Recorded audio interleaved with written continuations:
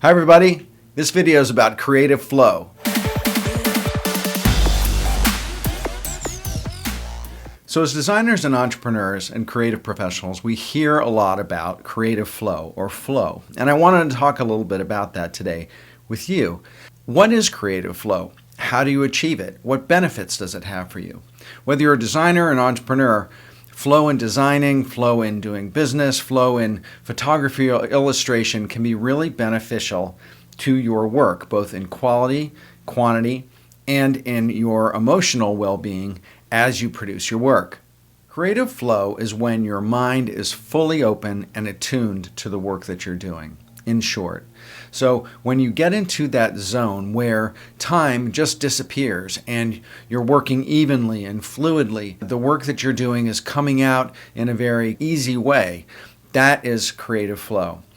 And it's not just creative work. You can achieve a state of creative flow or flow in just about any kind of work that you do, whether it's, it could be skiing, it could be writing, it could be doing photography, it could be doing spreadsheets.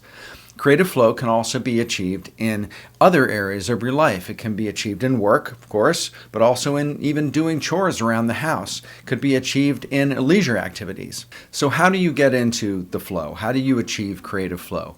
One of the things that you do is you want to turn off and get rid of as many distractions as possible. So if you have an office or a studio, go in there, close the door.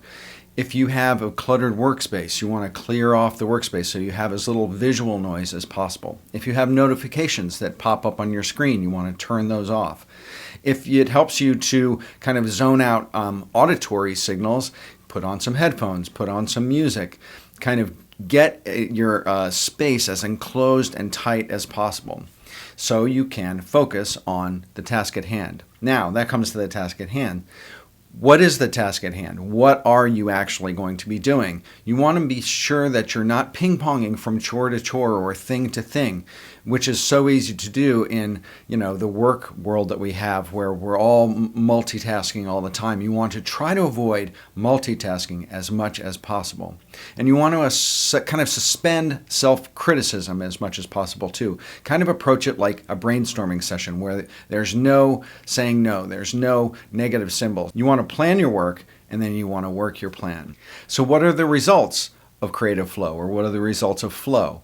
It's been proven that when you're in flow, you're more productive. So by limiting distractions and really focusing in on what you're doing, you can get better work done and more of it in a shorter amount of time.